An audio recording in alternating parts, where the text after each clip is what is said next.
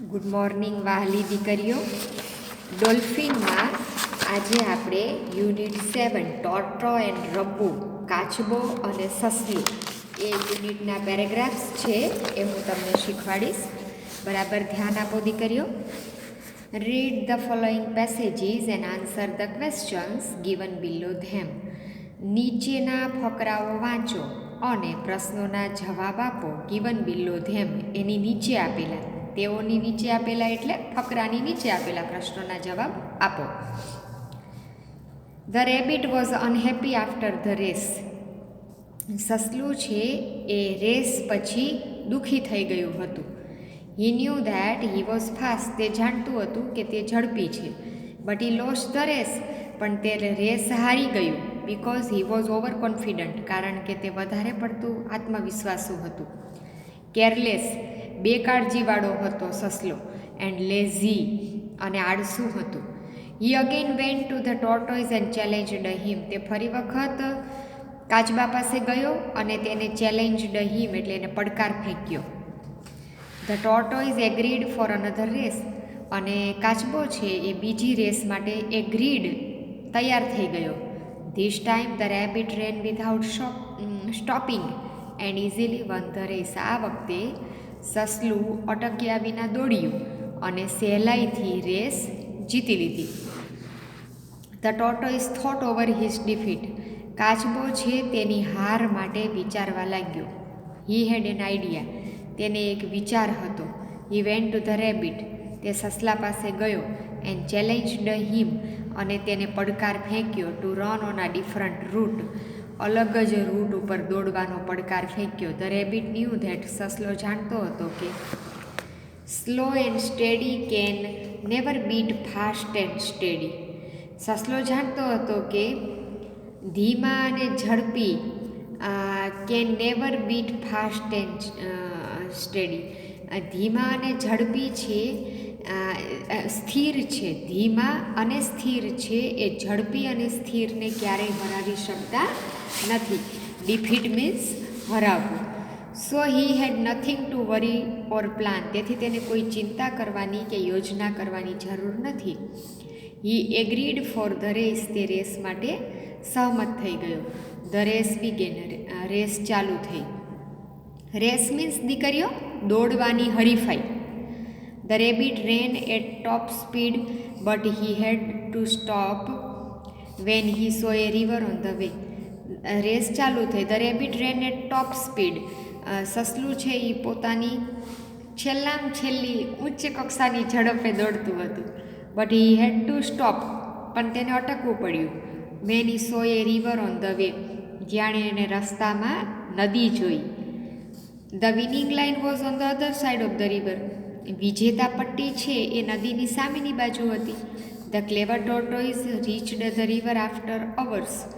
ચતુર કાચબો છે કલાકો પછી નદી કિનારે પહોંચ્યો. Looked at the angry rabbit. ગુસ્સે થયેલા સસલા તરફ તેણે જોયું. Crossed the river. River cross કરી નાખી. And won the race. અને રેસ જીતી ગયું.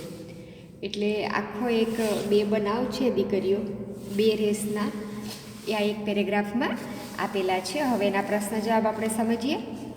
Y did the rabbit lose the race.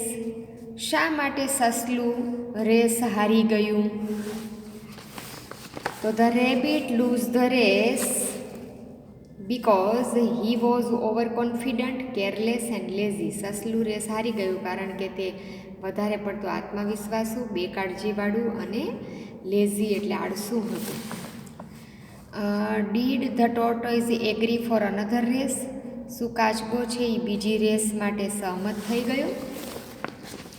Yes, the tortoise agreed for another race. હા, કાચબો છે એ બીજી રેસ માટે સહમત થઈ ગયો.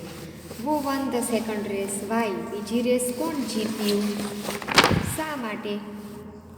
તો the rabbit won the second race because he ran without stopping. સસલું છે એ બીજી રેસ જીત્યું કારણ કે તે અટક્યા વિના દોડ્યું. What did the tortoise challenge the rabbit.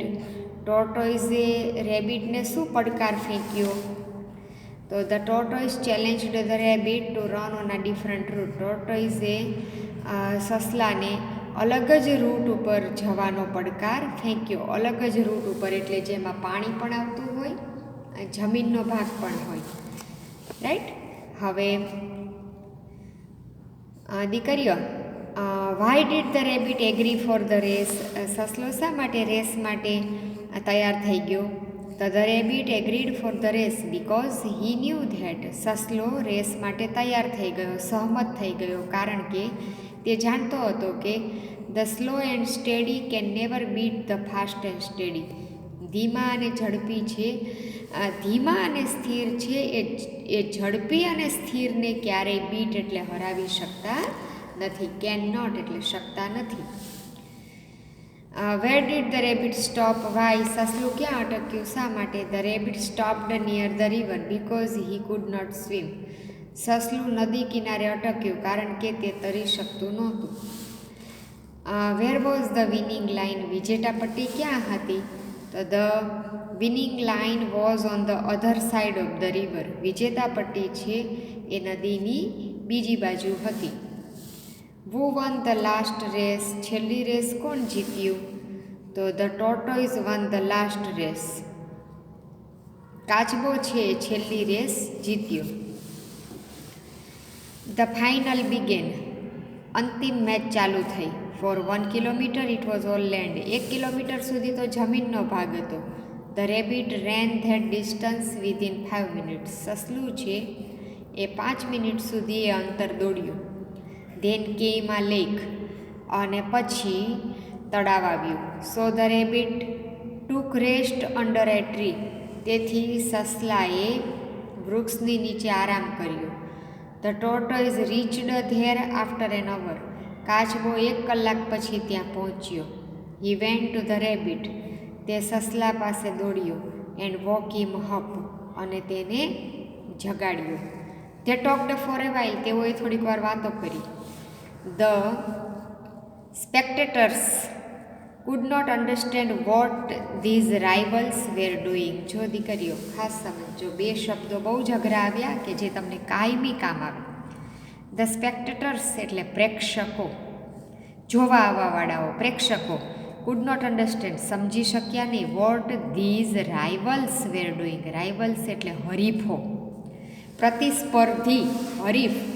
સામ સામે હરીફાઈમાં અલગ અલગ વ્યક્તિએ જે ભાગ લીધો હોય એને શું કહીશું? હરીફ. But they saw that the rabbit jumped on the tortoise and stood in perfect balance. પણ તેઓએ જોયું કે સસલું કાચબા ઉપર કૂદ્યું. And stood in perfect balance. અને એકદમ પરફેક્ટ બેલેન્સ રાખીને ઊભો રહ્યો. The tortoise swam across the lake. અને કાચબો છે એ તળાવ સ્વામ અક્રોસ એટલે કે તરી ગયો. When they reached the land the tortoise set on the rabbit. જ્યારે તેઓ જમીન ઉપર પહોંચ્યા ત્યારે કાચબો છે એ સસલાની પીઠ ઉપર બેઠો. સીટનું ભૂતકાળ સેટ, બેઠો. ધેન કેમ આ રિવર. પછી નદી આવી. Now it was rabbit's turn to sit on the tortoise back. હવે સસલાનો ટર્ન એટલે વારો હતો. To sit on the tortoise back. Tortoise એટલે કાચબાની પીઠ ઉપર બેસવાનું. Thus they helped each other. આ રીતે, ધસ એટલે તેથી, આ રીતે તેઓએ એકબીજાને મદદ કરી. All through the track. આખા જ રૂટ ઉપર, રસ્તા ઉપર. Both of them ટચડ the winning line together. બંને વિજેતા પટ્ટી એક સાથે સ્પર્શી ગયા. દે હગ્ડ ઈચ અધર. અને તેઓ એકબીજાને ભેટ્યા. તો દીકરીઓ, આવા યુનિટ રીડમાંથી શું શીખવા મળે છે બેટા? શું આપણને લેસન પ્રાપ્ત થાય છે? કે સ્પર્ધાનો ભાવ રાખવો જોઈએ નહીં. એક સાથે બધાએ જીવનમાં આગળ આવવાનો પ્રયત્ન કરવો જોઈએ નહીં. કોઈને પછાડીને આગળ વધવું એ પણ એક ખરાબ કર્મ છે. રાઈટ? એના માટે કહેવાય છે ને આપણે ગુજરાતીમાં કે કોઈની લીટી ટૂંકી કરી અને આપણી લીટી લાઈન વધારવી નહીં. એટલે આપણો વિકાસ કરવો પણ કોઈને પાછળ પાડીને નહીં. બરાબર? તો એટલી સરસ મજાની વાત આપણને આમાંથી શીખવા મળે છે. હવે એના ક્વેશ્ચન આન્સર જોઈએ. What happened for the first 1 kilometre? પહેલાં 1 કિલોમીટર સુધી શું બન્યું? તો દીકરીઓ, for the first 1 kilometre it was all land. 1 kilometre સુધી જમીનનો જ ભાગ હતો. So the rabbit ran the distance within 5 minutes. તેથી સસલું છે 5 જ મિનિટમાં અંતર, ડિસ્ટન્સ મીન્સ અંતર દોડી ગયું. Second question, why did the rabbit take rest? સસલાએ શા માટે આરામ કર્યો? તો ધ રેબિટ ટૂક રેસ્ટ. જો દીકરીઓ, પ્રશ્નમાં ડીડ હતું એટલે ટેકનું ભૂતકાળ જવાબમાં ટૂંક થઈ ગયું, કારણ કે જવાબમાં ડીડ આવતું નથી. The rabbit took rest because he had reached a lake and he could not swim. સસલાએ આરામ લીધો કારણ કે તે નદી તળાવને કિનારે પહોંચ્યો પણ તે તરી શકતો નહોતો. Third, what did the tortoise do when he reached the lake? જ્યારે તે તળાવે પહોંચ્યો ત્યારે કાચબાએ શું કર્યું? તો when the tortoise reached the lake he woke up the rabbit and they talked for some time. જ્યારે તે તળાવે પહોંચ્યો ત્યારે સસલો છે એ ઉઠ્યો and they talked for some time, અને તેઓ થોડીક વાર વાતો કરવા લાગ્યા. How did the rabbit cross the lake? સસલાએ તળાવ કઈ રીતે પસાર કર્યું? ક્રોસ મીન્સ પસાર કરવું. તો the rabbit sat on the tortoise back and crossed the lake. સસલો છે એ કાચબાની પીઠ ઉપર બેસી ગયો અને તળાવ પસાર કર્યું. Vote happened when they reached the land? જમીન ઉપર પહોંચ્યા ત્યારે શું બન્યું? તો when they reached the land, they એટલે તેઓ, તેઓ એટલે કોણ દીકરીઓ? સસલું અને કાચબો. તેઓ જ્યારે જમીન ઉપર પહોંચ્યા, the tortoise sat on the rabbit. કાચબો છે એ સસલા ઉપર બેસી ગયો. પછી who won the race? Race કોણ જીતી ગયું? તો both the tortoise and the rabbit won the race. બંને, કાચબો અને સસલું, બંને રેસ જીતી ગયા. ઓકે દીકરીઓ, તો આ બંને મોટા પેરેગ્રાફ અને ઘણા બધા પ્રશ્નો છે. ખાસ સમજીને યાદ રાખજો, લખીને તૈયાર કરવા, અને ફકરામાંથી કઈ રીતે, પ્રશ્નમાંથી કઈ રીતે શરૂઆત કરવામાં આવે છે અને ફકરામાંથી કઈ રીતે જવાબ જોડવામાં આવે છે ખાસ સમજવું દીકરીઓ.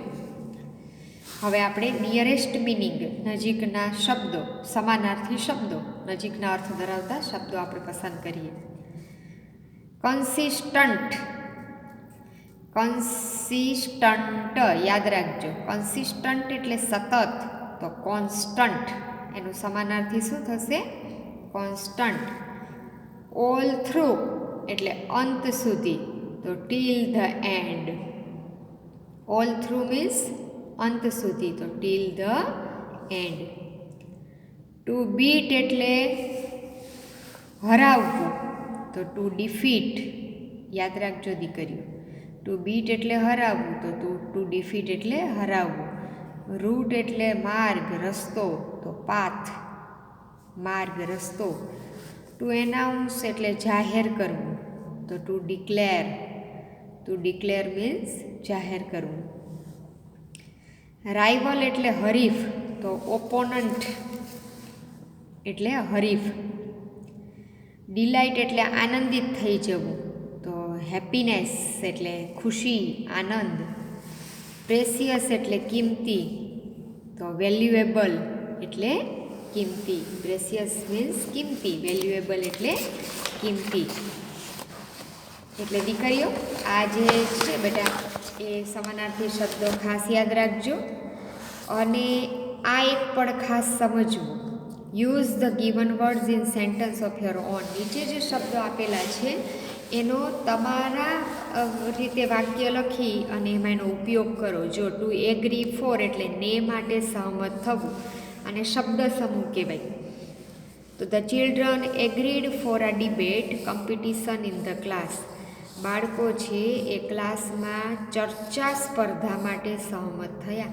કન્સિસ્ટન્ટ એટલે સતત, કોન્સ્ટન્ટ આપણે જે શીખ્યા એ.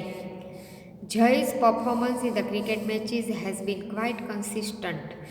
જયનું પરફોર્મન્સ છે ક્રિકેટ મેચમાં એ સતત સારું છે. ટુ વેકઅપ એટલે ઉઠવું. Mona wake up early and goes for a walk. Mona વહેલી ઉઠે છે અને ચાલવા માટે જાય છે. ઓવર કોન્ફિડન્ટ એટલે વધારે પડતો આત્મવિશ્વાસુ. Harsh was so over confident that he did not care to study for the test. Harsh એટલો બધો આત્મવિશ્વાસુ હતો કે તેને અભ્યાસ માટે ટેસ્ટ માટે અભ્યાસ કરવાની કાળજી લીધી નહોતી. ટુ ચેલેન્જ એટલે પડકાર ફેંકવો. Neha challenged Maya to a skipping competition. નેહાએ માયાને સ્કીપિંગ કોમ્પિટિશન એટલે દોરડા કૂદવાની સ્પર્ધામાં પડકાર ફેંક્યો. ટુ બીટ એટલે હરાવવું. The spectators are bursting crackers because India beat England in the final match. પ્રેક્ષકો છે એ બસ્ટ એટલે ફોડવા, ક્રેકર્સ એટલે ફટાકડા. પ્રેક્ષકો ફટાકડા ફોડવા લાગ્યા કારણ કે ભારતે ઇંગ્લેન્ડને ફાઇનલ મેચમાં હરાવી દીધું હતું. ટુ અનાઉન્સ એટલે જાહેર કરવું. The teacher will announce the results tomorrow. Teacher આવતીકાલે પરિણામ જાહેર કરશે. ક્યુરિયસ એટલે જિજ્ઞાસુ. The little boy was curious to know how the toy car worked. નાનકડો છોકરો છે એ બહુ જ જિજ્ઞાસુ હતો કે રમકડાની ગાડી કઈ રીતે કામ કરે છે. ટુ હગ એટલે ભેટવું. Piyush ran and hugged his mother. Piyush દોડ્યો અને તેની માતાને ભેટી પડ્યો. Whom he met after a month. કે જેને તે 1 મહિના પછી મળ્યો હતો. પ્રેસિયસ તો my mother's gift is very precious to me. મારા મમ્મીની ભેટ છે એ મારા માટે પ્રેસિયસ એટલે ઘણી કિંમતી છે. તો દીકરીઓ આ આપણે 7th યુનિટ છે ટોર્ટોઇઝ એન્ડ રેબિટ એ આપણે કર્યો. તો એના પ્રશ્નોના જવાબ ફેરબુકમાં લખજો. સિમિલર વર્ડ સિનોનિમ્સ સમાનાર્થી શબ્દો પાકા કરજો. અને આ ફ્રેઝને લગતા શબ્દ સમૂહને લગતી એક્સરસાઇઝ સમજાવી એ પણ ખાસ તૈયાર કરજો. ઓકે, થેન્ક યુ દીકરીઓ.